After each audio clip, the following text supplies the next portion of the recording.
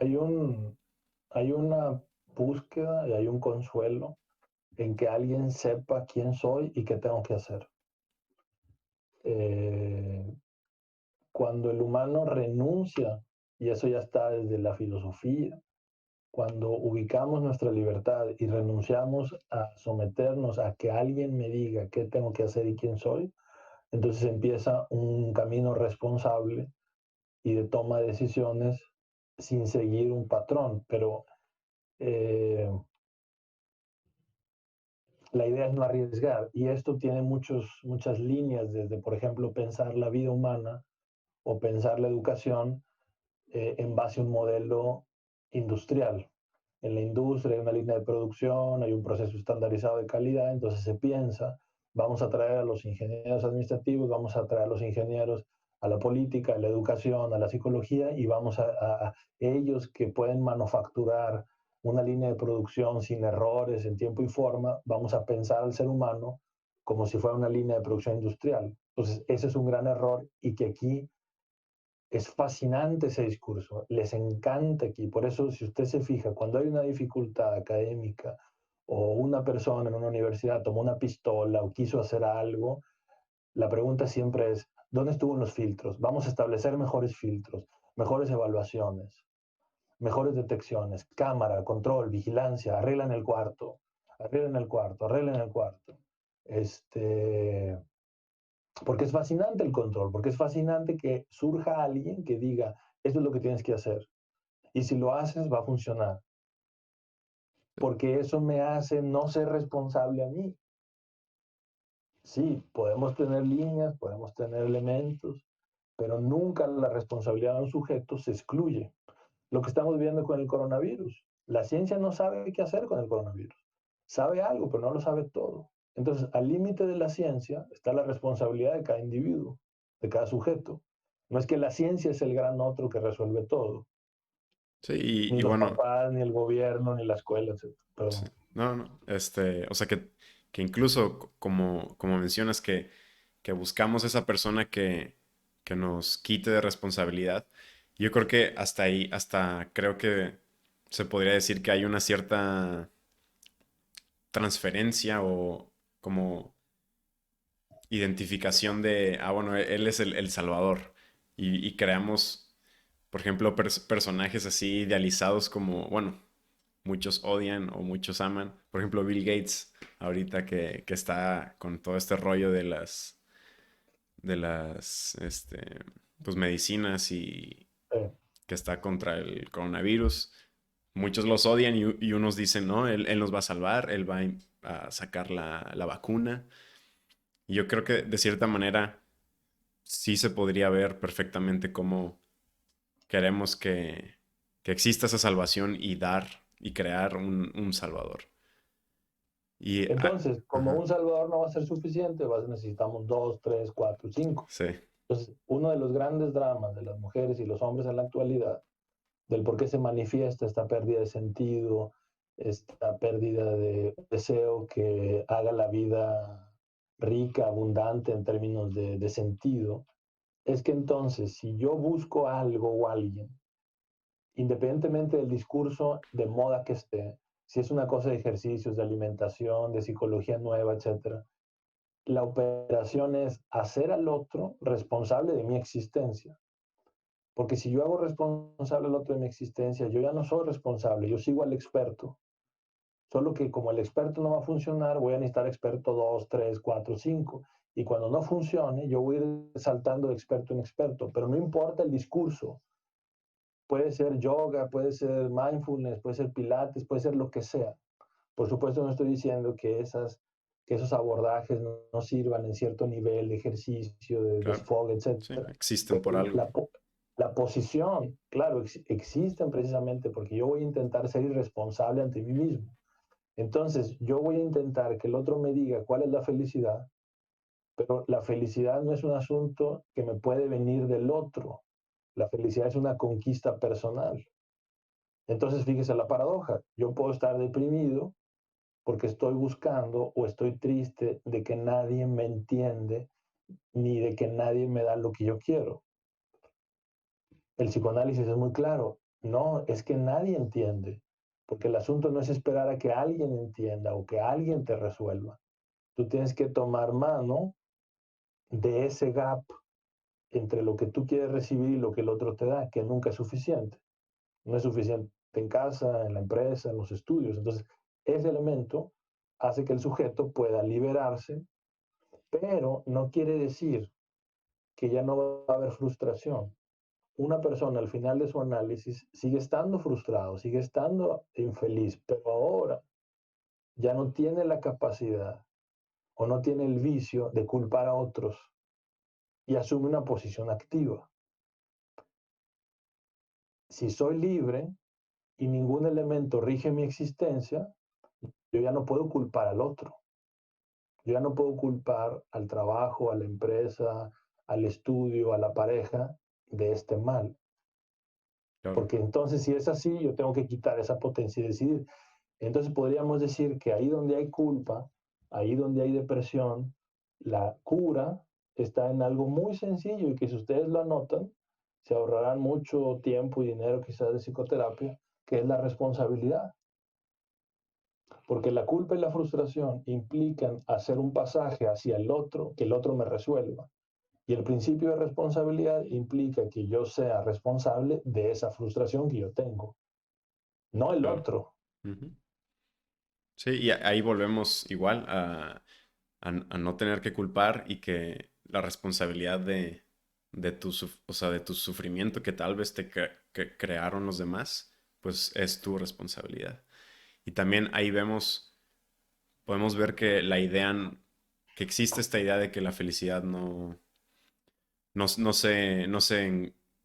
la puedes buscar, más bien sería como una consecuencia, como un efecto secundario de esto mismo, de aprender que el sufrimiento es tu responsabilidad y no puedes culpar.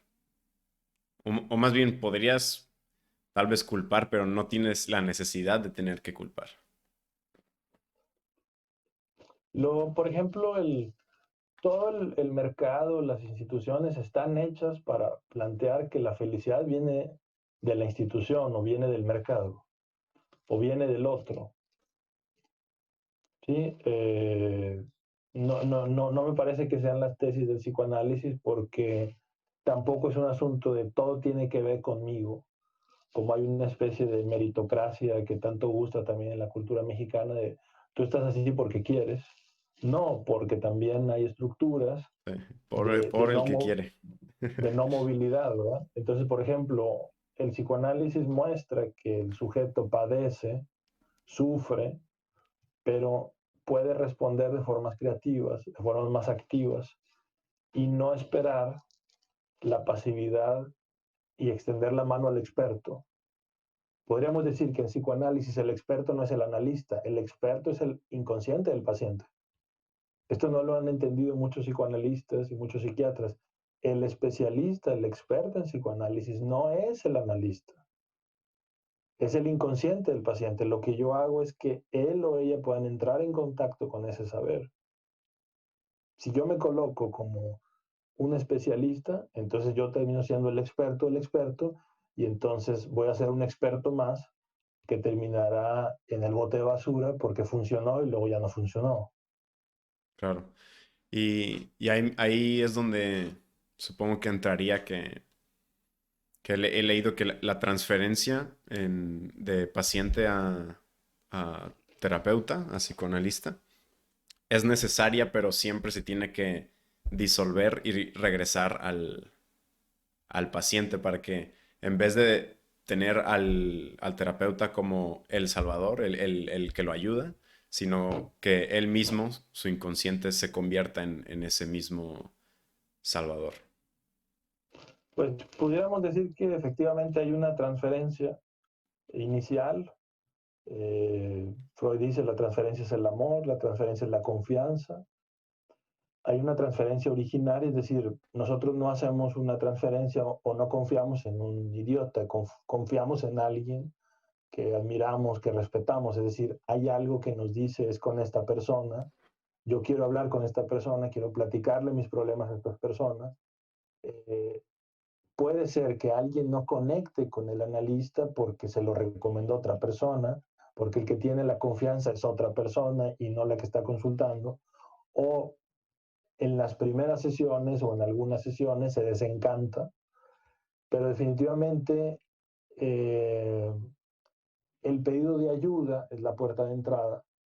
El síntoma como sufrimiento, yo estoy sufriendo, tengo un problema, yo quiero arreglar mi problema porque yo no lo entiendo, no sé qué hacer, estoy sufriendo. Entonces el analista toma esa situación, pero trata de convertir esa demanda originaria de pedido de ayuda en un pasaje al síntoma como acertijo o enigma, al síntoma como algo que está cifrado que revela una verdad. Es decir, en ese sentido, mientras que para la medicina, la psiquiatría y la psicología, el síntoma es el lugar de un malestar que es producto de una falla, algo está fallando mal en el cuerpo, algo está fallando en el cuerpo, algo está fallando en el psiquismo, algo está fallando en el aprendizaje de ciertas habilidades, conductas.